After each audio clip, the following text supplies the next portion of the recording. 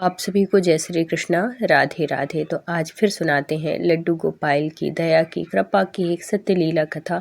और इस कथा, इस सत्य घटना के माध्यम से आपको लड्डू गोपाल की सेवा से जुड़ी हुई बहुत सारी जानकारी मिलेंगी, जिससे कि आपसे कोई भी त्रुटि ना हो, जाने अनजाने भी आपसे कोई गलती ना हो। क्योंकि कभी भी कोई भी जो भी लड्डू गोपाल भक्त हैं वो कभी जानबूझ के गलती नहीं करते हैं, उनसे त्रुटि हो जाती है, अनजानबस हो जाती है, क्योंकि उनको इस चीज़ की जानकारी नहीं होती। तो ऐसे ही एक जानकारी, एक ज्ञानवर्धक वीडियो के साथ आप जुड़े रहिएगा, जिससे कि आपके लड्डू गोपाल कभी आपसे रुष्ट ना हो। और अगर आपके जान पहचान में किसी के घर भी अगर लड्डू गोपाल हैं तो ये वीडियो उन तक ज़रूर शेयर करिएगा, जिससे कि उनसे भी त्रुटि ना हो और कोई गलती ना हो। तो ये जो सत्यलीला कथा है ये कविता जी ने शेयर की है। कविता जी के जीवन में ऐसी घटना घटी जो कि वो अनजान बसी हुई, उनसे भी यही त्रुटि हुई थी। तो क्या था कि कविता जी रहती हैं शहर में और इनकी ससुराल है दूर है, मतलब ये अपने हस्बैंड के साथ दूसरे शहर आ गई थी जॉब की वजह से। और इनकी जो पूरी फैमिली है, जो ससुराल है, वो एक छोटा सा कस्बा टाइप का गांव है, वहाँ है। तो वहाँ जो इनका परिवार है, इनकी फैमिली, तो ये लोग गर्मी में जाते हैं जब बच्चों की छुट्टी हो जाती है, हस्बैंड की छुट्टी मिली तो ये लोग ऐसे जाते हैं, या कि कुछ तिथि त्योहार है तो तब गए। तो जब बच्चों की छुट्टी पड़ी इस बार गर्मी में, तो ये कविता जी अपनी फैमिली के साथ गई हुई थी। तो इनकी जो सासू माँ है, इनकी फैमिली में आज से नहीं, बहुत पहले से लड्डू गोपाल की सेवा हो रही है। और सिर्फ लड्डू गोपाल नहीं है, उनके मंदिर में सारे भगवान हैं, लेकिन जो इनकी सास हैं ये विशेष लड्डू गोपाल की सेवा करती हैं। शिव जी भी हैं, दुर्गा जी भी हैं, सब हैं, सारे देवी देवता हैं, कुल देवी भी हैं इनके मंदिर में। सब कुछ बहुत अच्छे से, भगवान की कृपा भी बहुत है इनके घर परिवार के ऊपर। सब सुखी हैं, किसी को किसी तरह की कोई दिक्कत नहीं है, सब अपने अपने पैरों में खड़े हुए हैं।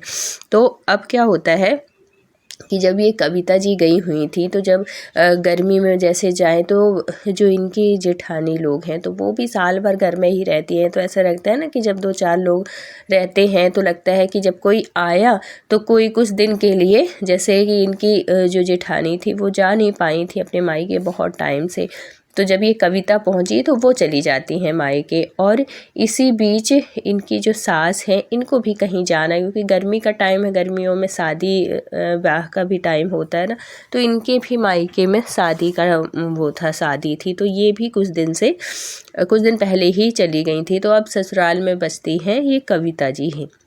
जेठानी अपने मायके गई हुई थी और बाकी ससुर थे, जेठ थे, इनके हस्बैंड थे, बच्चे थे, ये सब लोग।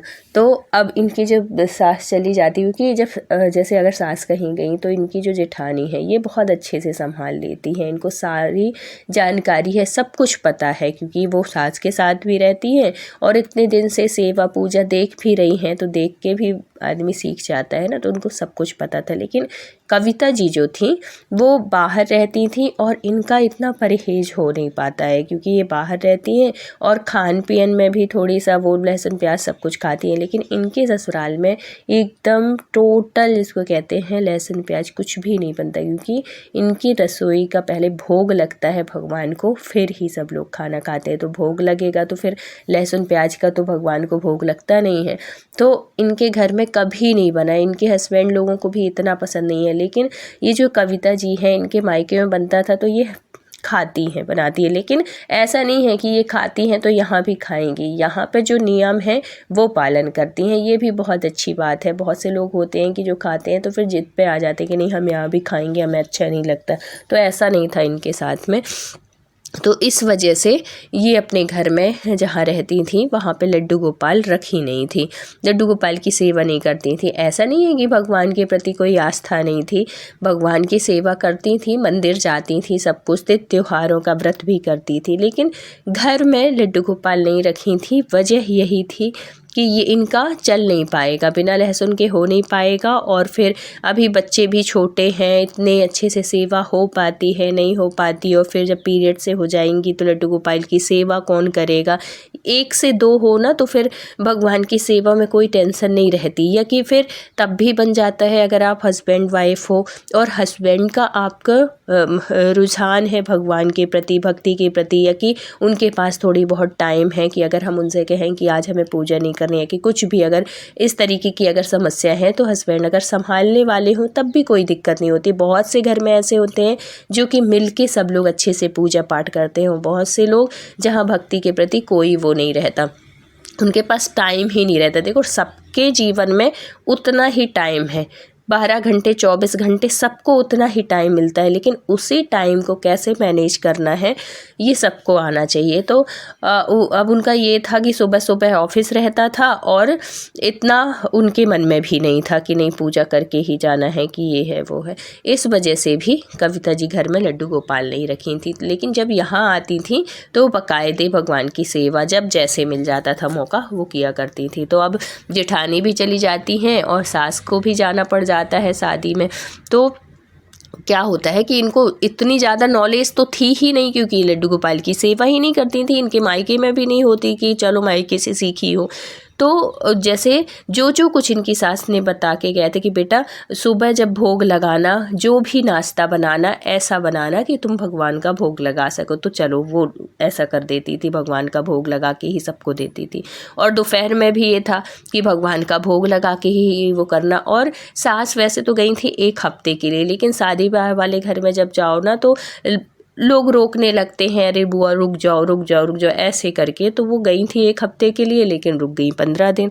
अब ये समझो कि वहाँ 15 दिन के अंदर इनको इतने बार स्वप्न में इनके लल्ला दिखे, इनके लड्डू गोपाल इनको स्वप्न में दर्शन देते हैं। स्वप्न में ऐसी अनुभूतियाँ होती हैं जो कि ये इनकी जो सास है ये कहती हैं कि मुझे हमेशा मेरे कन्हैया कभी भी दिखे हैं तो अच्छे उसमें दिखे हैं, कभी दुखी भाव में नहीं दिखे। लेकिन कुछ दिन से मुझे 3-4 दिन से ऐसे स्वप्न में दिख रहे हैं, लेकिन बड़े दुखी भाव से मुझे दिख रहे हैं, जैसे बहुत कष्ट हो, बहुत तकलीफ़ में हो, बहुत भूखे हों, इस तरीके से। और ये ना जो भक्त होते हैं जो लड्डू गोपाल से जुड़े होते हैं उनको ऐसी स्वप्न में लीलाएं होती हैं, स्वप्न में अनुभूतियाँ होती हैं या प्रत्यक्ष भी अनुभूति होती है। ये वही जानेंगे जो भगवान से जुड़ा हुआ है।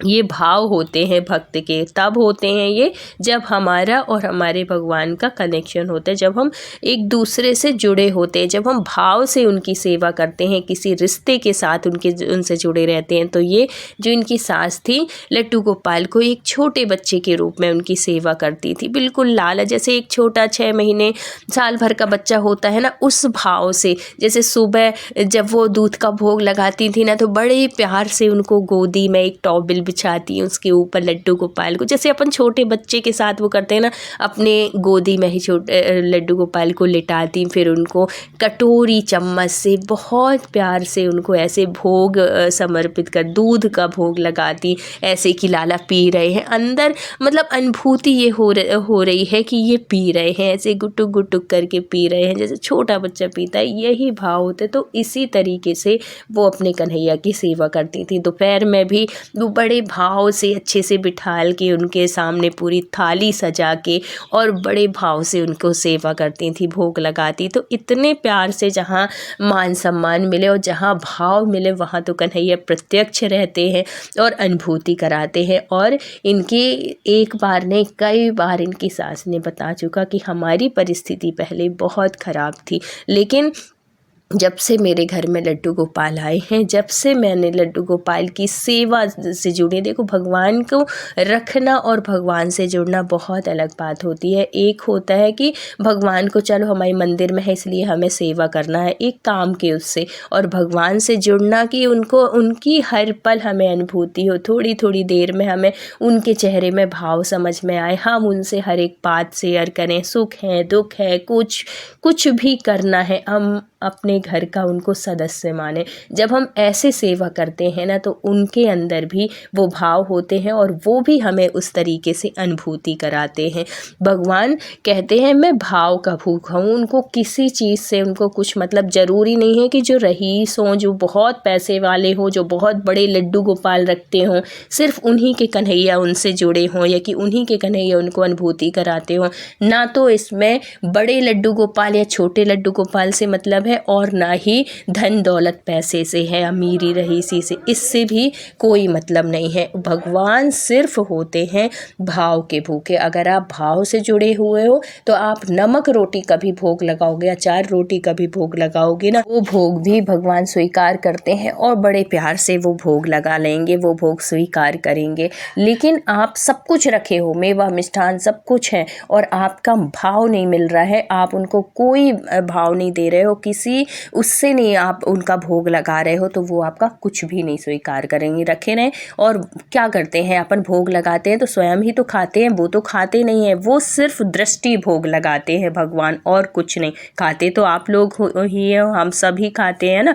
तो इसलिए बहुत प्यार से, बहुत भाव के साथ उनसे जुड़ना चाहिए और उनका भोग लगाना चाहिए। लेकिन वही बात थी, यहाँ पे जो कविता जी थी, इनका कोई लगाव नहीं था। ये तो ऐसा था कि भगवान है घर में, मम्मी बोल के गई हैं इसलिए मुझे वो करना। तो सुबह क्या करती थी ये कि भगवान जैसे सुबह का खाना बनाती तो थाली लगाती और भगवान के पास रख देती। उनको बांसुरी रखी है, उनके पास रखी है तो रखी। और इस बात का विशेष ध्यान रखना चाहिए, भगवान जब हम भोग लगाते हैं तो अगर जब तक तुलसी पत्र उसमें नहीं पड़ते तो भगवान भोग नहीं स्वीकार करेंगे। और अगर उनके हाथ में बांसुरी है और आपने थाली रखी है तब भी वो आपका भोजन स्वीकार नहीं करते, क्योंकि वो बिल्कुल छोटे से बच्चे के रूप में है ना। और उनको बांसुरी इतनी प्रिय है कि जब उनके पास बांसुरी रहती है तो वो सब कुछ, उनको कुछ भी नहीं दिखता, वो सिर्फ बांसुरी की धुन में मग्न रहते हैं।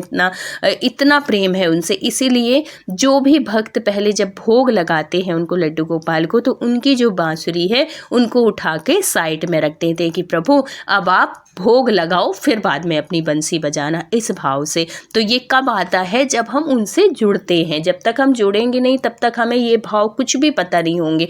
तो ये सारी जानकारी जो कविता जी थी उनको कुछ भी नहीं थी। ये भोग की थाली तो लगाती, क्योंकि ये थाली लगाना देखी थी कि मम्मी कैसे थाली लगाती हैं, तो भोग की थाली लगाती, सब कुछ करती और सात्विक खाना बनाती, कोई लहसुन प्याज नहीं वो करती। तो ले जाके भगवान के पास रख देती, ना तो उनका आचमन करती, ना उनमें तुलसी पत्र डालती। और बंसी जो उन्होंने सुबह श्रृंगार किया है, जो उनको तैयार की है, जो बंसी लगाई है, तो बंसी भी उनके हाथ में रहती ही थी। तो इस वजह से जो थे उनके कन्हैया जी थे वो भोग स्वीकार नहीं कर रहे थे। और ये हो गए थे 15 दिन, जब से उनकी सांस गई हुई थी, इसी तरीके से ये भोग लगा रहे थे। तो जब भोग कैसे लगेगा, ना तो आप तुलसी उसमें पत्र डालोगे, ना बंसी अलग करोगे। तो ये भाव वहाँ पे उनकी सास को पता चल जाता है। और कब पता चलता, क्योंकि ये दोनों के भाव जुड़े हुए थे। कन्हैया से बहुत प्रेम करती है और ये भाव तभी आते हैं हमारे मन में, अनुभूति हमारे कन्हैया तभी कराते हैं जब हम उनसे जुड़े होते हैं। तो ये जुड़े हुए थे, इस वजह से इनको, इनकी सास को अनुभूति होती है।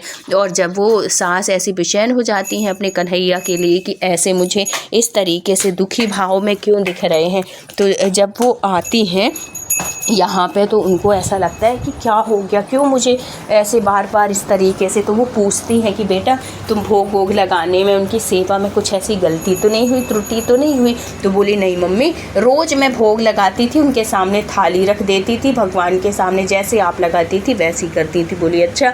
तो बोली कि घर की इस समय तुलसी कैसी वो हो रही हैं, सूखी सूखी सी हो रही हैं, तुम ज़्यादा तेज़ से उखाड़ दी हो क्या, कैसे पत्ते लेती। बोली कि मम्मी जब से आप गई हो तो मैंने तो तुलसी को छुआ भी नहीं है, पता नहीं कैसे वो हो गई, सूख गई हैं। तो बोली छुई नहीं हो तो भगवान के भोग में तुम तुलसी नहीं डालती थी। बोली नहीं, मैं तो डालती नहीं थी। तब उनको ये सब चीज़ों को वो हुआ कि अरे ये कुछ और नहीं, ये तो मेरे कन्हैया इतने दिन से भूखे थे। फिर उनको एक और बात की याद आ जाती है। फिर वो कहती हैं कि अच्छा ये बताओ कि भगवान के सामने जैसे तुम बांसुरी रखती थी तो वो बांसुरी अलग करके लगाती थी भोग।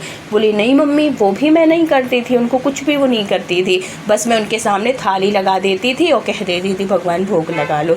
तब उनको सारी बात का आभास हो जाता है, उनको पता चल जाता है कि ये कुछ और नहीं, भगवान 15 दिन से भोग नहीं लगा पा रहे हैं, इस वजह से वो मुझे इतने दुखी भाव से दर्शन दे रहे हैं और वो मुझे बताना चाह रहे हैं कि मैं दुखी हूँ, परेशान हूँ, भूखा हूँ, इस तरीके से। तो ऐसे भक्तों को आभास होता है। फिर जो उनकी सास थी वो सारी जानकारी अपनी बहू को देती है, बहुत अच्छे से समझाती है, उसको डांटा भी नहीं, कुछ किया भी नहीं इस वजह से, क्योंकि उसको पता ही नहीं था, उसको नॉलेज ही नहीं थी इस बात की। फिर वो बहुत अच्छे से सारी जानकारी देती है कि तुलसी के बिना भगवान भोग नहीं लगाते और बंसी हमेशा भगवान की लड्डू गोपाल की साइड में रख के ही भगवान का भोग लगाना चाहिए। फिर वो भी कन्हैया से जाके माफ़ी मांगती है कि हे कन्हैया, मेरे से अनजानवश त्रुटि हो गई, मैं जानबूझ के नहीं की हूँ, मेरे से गलती हो गई, तो मेरे उस अपराध को, उस गलती को माफ़ करना, क्योंकि मेरे से ये गलती अनजानवश हुई है। तो फिर बाद में उनकी सास भी माफ़ी मांगती हैं कि कन्हैया माफ़ कर दो लाला,